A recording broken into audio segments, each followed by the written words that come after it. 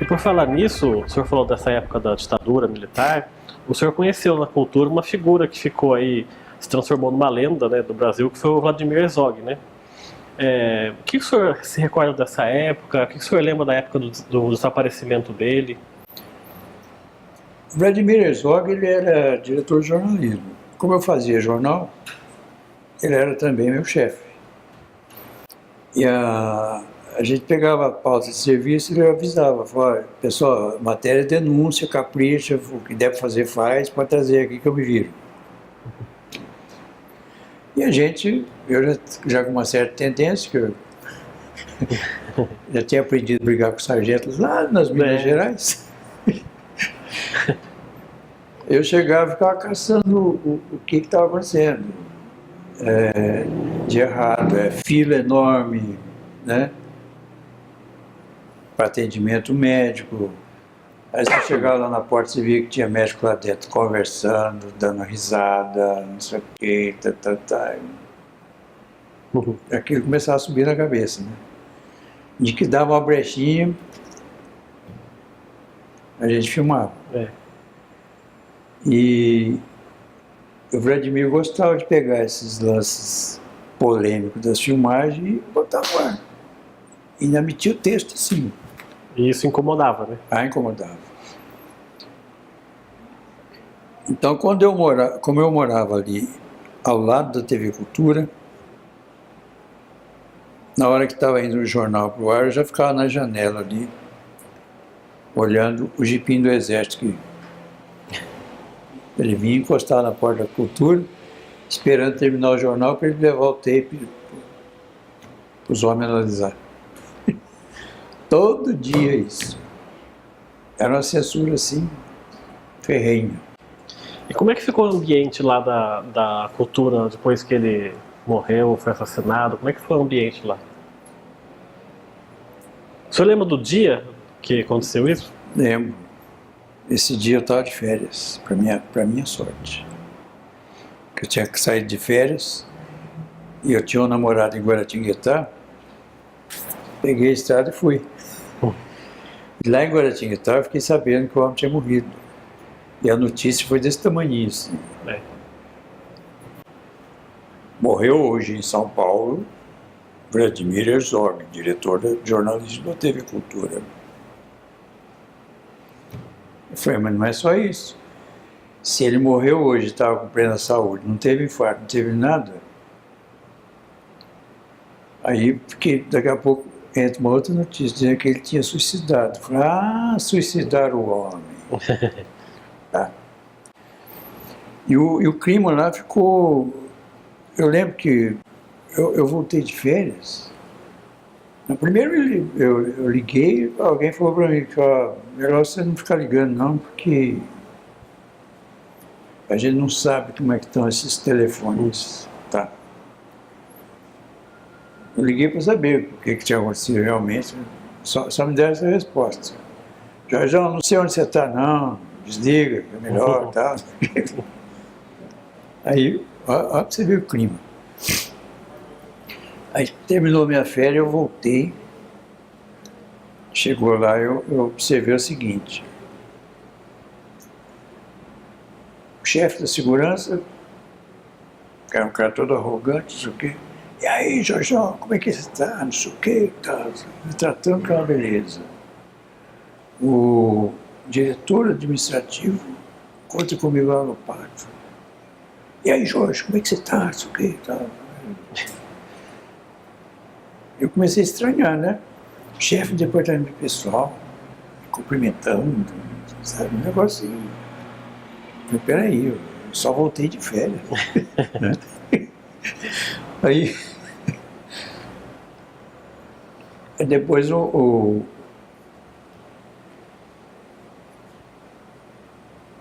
passados uns dias, né, demitiram lá o chefe do departamento pessoal. Aí ele demitiu, passou lá na portaria, deixou um recadinho que queria falar comigo. Cheguei na portaria, fulano está querendo falar com você. Eu falei, mas aonde? Ele está esperando você lá no bar. O que será? Ele fala comigo no bar, eu não sabia que tinha sido demitido, né? Aí cheguei lá, falei, e aí, o que foi? Ele falou, olha, o caso é o seguinte, te procuraram aí no dia que vieram buscar o Vladimir Herzog. Como você não estava, e ninguém sabia onde é que você estava, eles deixaram uma carta, né?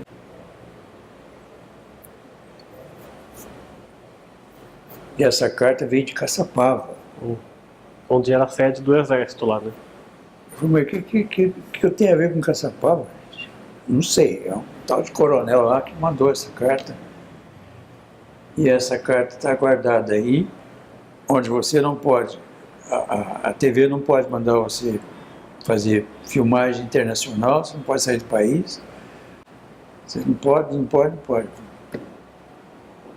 mas o que eu fiz? Não sei, eles acharam que você fez alguma coisa. E que meu nome apareceu no rodapé. No crédito do jornal, né? Só isso era bastante para eles achar que eu era subversivo. O senhor escapou por pouco, então, né? Por pouco. Aí,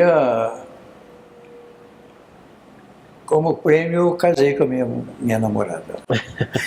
Mas o senhor passou a andar com medo depois disso ou não? Eu tive que elaborar lá para mim uma carta dizendo que eu ia assinado pelo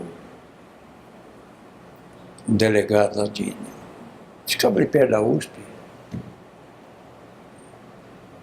Ele assinou, constando que eu não tinha nada político, não sei o que, E eu passei a usar esse documento. Nunca me pegaram, né?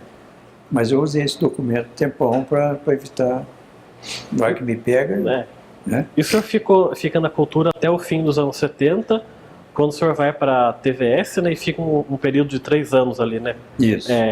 Um pouquinho antes do SBT ser inaugurado, né? Uhum. Como é que foi esse convite para ir para lá? Como é que o senhor chegou lá? Na verdade, eu tinha... eu estava com uma coisa na cabeça de trabalhar com cinema. E tinha um rapaz que fazia a montagem de filmes lá na TV Cultura,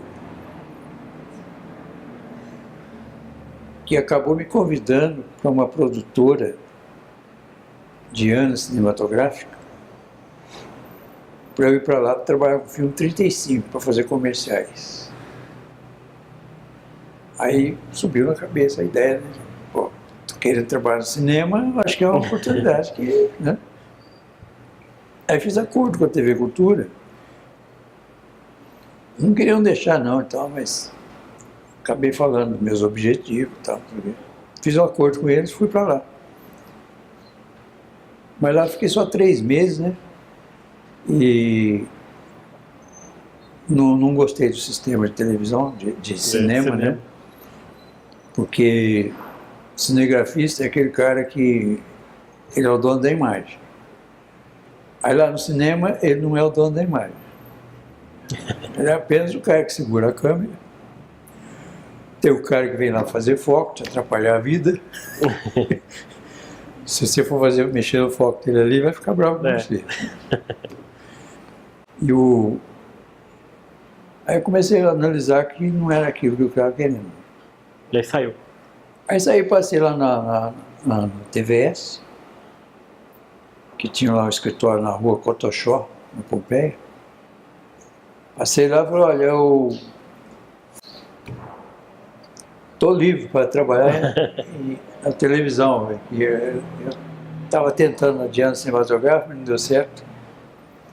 Aí o tal de Hélio lá, que era o diretor, falou assim, mas peraí, você trabalhou onde? Na TV Cultura. Quanto tempo? Eu falei. Ele falou, deixa seu contato aqui. Aí fui para casa. No dia seguinte, me ligou. Olha, o seu xará, que estava aqui com a gente, tinha uma gravação no Rio para fazer e ele não apareceu.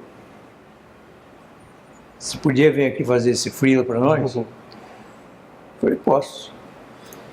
Chegou lá, ele me manda para o Rio. Eu fui, fiz a filmagem lá, voltei. Chegou aí, ele falou, fica na expectativa aí que se o rapaz não voltar, a vaga é sua. Tá bom. Aí no dia seguinte, ele me ligou de novo. Olha, vem aqui pra gente conversar, porque parece que o rapaz não tá afim de ficar com a gente aqui. Tá? O nome do rapaz é Jorge dos Santos.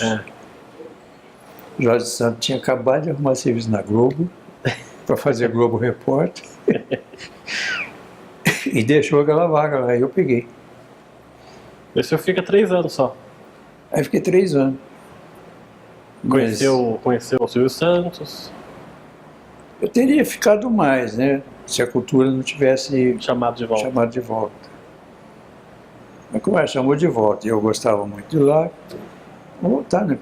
Tinha uma bruta amizade que eu fiz lá com todo mundo. Né? E foi na época da cultura, que eu sei que o senhor tem uma história também que mexeu muito com o senhor, quando o senhor foi filmar a exumação do corpo do Mengele, do médico lá, né? Como é que foi essa história? Por que mexeu tanto com o senhor isso aí? Essa história ficou meio mística, né?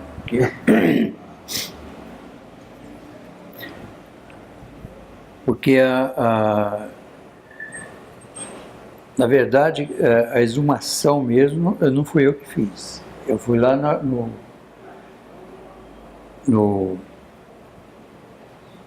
na polícia depois, fazer o Romeu Tuma, mostrando a análise toda que foi feita, né, garantindo que aquele cadáver era realmente do Mengele. Que era um médico do nazismo, né, que na época da Segunda Guerra ajudou o Hitler a fazer experiências lá dele, depois veio morar no Brasil e morreu aqui, né? Então isso aí aconteceu um lance muito estranho, porque o rapaz, o auxiliar de câmera, que foi junto com a outra equipe lá no cemitério de Embu para fazer a exumação do cadáver, o rapaz sentiu mal e eles não fizeram nem fizeram matéria direito, porque o cara começou falta de ar, não respirava e achava que ia morrer, cataram ele e levaram para o hospital. E a partir daí ele passou a ter esse problema, sempre, tá? Às vezes estava lá parado, de repente começava aquela falta de ar terrível, e eles tinham que correr com ele para socorro. E teve um dia que ele saiu comigo para a gente fazer uma reportagem na Secretaria da Agricultura. E o repórter era o Paulo Cardoso. Não sei se você conhece, ele está sempre no Facebook aí e tal. Paulo Cardoso, na época era época de ditadura, né? Então você não fazia entrevistas, de chegar e vamos entrevistar. Tinha aquele oba-oba de preparar a entrevista, o que é que você vai perguntar, o que é que eu vou falar, ficou aquele negócio. Todo cuidado possível. E ainda mais secretário ligado à área política. Aí nós chegamos lá na secretaria, o Paulo Cardoso foi lá para o gabinete do secretário para conversar lá sobre a matéria. E a gente sentou num sofá, de frente para um quadro, eu achei um quadro maravilhoso, sabe? Como eu disse para você, eu fui criado na roça, o assunto do quadro era as mulheres apanhando café, jogando café na peneira, assim, tá? Aí eu sentei, me relaxei olhando para o quadro, falei, esse quadro me transporta para uma época tão bonita, tá? Minha infância, não sei o quê. Tá? Ele sentado do meu lado, meu auxiliar de câmera, em sotaque de alemão, disse para mim o seguinte: você tem coração muito bom. Esse quadro me leva para a época de muita magurra. Eu falei, eu vi para o Nelson, você bebeu no almoço, hein? Aí daqui a pouco ele me pede um cigarro, nessa época eu era fumante. Eu falei, dá cigarro para você? Tá. Primeiro que você não fuma. Segundo, você está com esse problema de asfixia aí, você vai fumar e morrer aqui sentado aqui do lado, tá? Não vou te dar cigarro. E depois que acabou isso, essa conversa sua, que o Naelson voltou, ele lembrava de alguma coisa? O que ele falou depois? Tá? Não lembrava nada. Por falar nisso, me falaram que eu vou ser perdoado. Eu falei, mas por que razão? Porque lá é contado mais a intenção. Eu tive a intenção científica. Se fiz errado, mas a intenção foi científica.